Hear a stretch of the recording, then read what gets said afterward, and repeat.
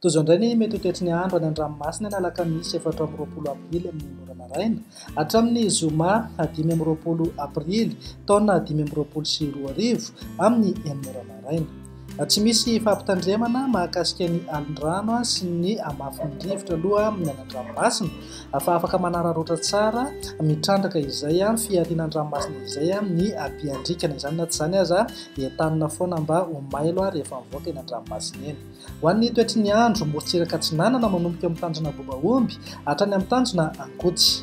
Anorana tandrifin-drahona indrindra ny alina ho avy atsimo na atsimo atsinanana ny rivotra ka ho folatra amin'ny 20 kilometatra isan'ora hahatratra 30 kilometatra isan'ora indraindray. Anonja be ny ranomasina avy mionja anodidina ny 2 metatra sasany. Tanjona angotsy hatrany Mahanoro. Anorana tandrifin-drahona vitsy ho avy atsinanana na atsimo atsinanana ny rivotra ka ho folatra amin'ny 20 kilometatra isan'ora. Adiny mpanonjana anonja be ny ranomasina avy mionja 2 hatramin'ny 2 metatra sasany. Mahanoro hatrany Taolagnaro. Anorana tandrifin-drahona Mahalana ho avy atsinanana na atsimo atsinanana ny rivotra ka ho folatra amin'ny 20 kilometatra isan'ora hahatratra 30 kilometatra isan'ora indraindray. Anonja be ny ranomasina avy mionja 2.3 hatramin'ny 2.9 metatra.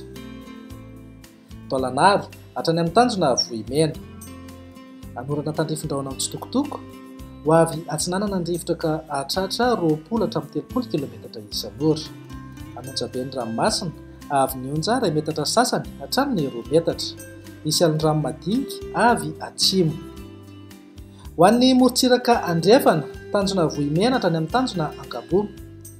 Ibandika amin'ny masoandro amin'ny ankapobeny ho avy atsimo atsinanana ny rivotra ka ho 20 hatramin'ny 30 kilometatra isan'ora ananika 70 kilometatra isan'ora indraindray.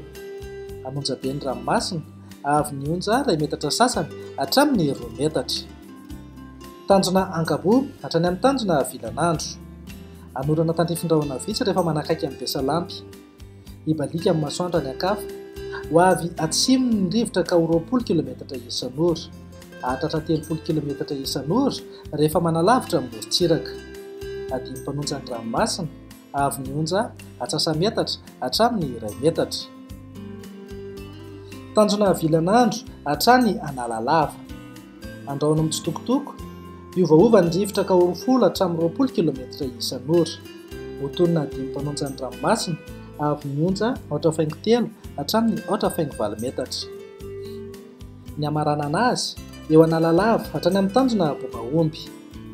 Anorana tandrifin-drahona Mahalana iovaova ny fitsokan'ny rivotra ka ho folo hatramin'ny 20 kilometatra isan'ora. Hotonina adiny mpanonja ny ranomasina avy mionja ho latsaky ny atsasametatra.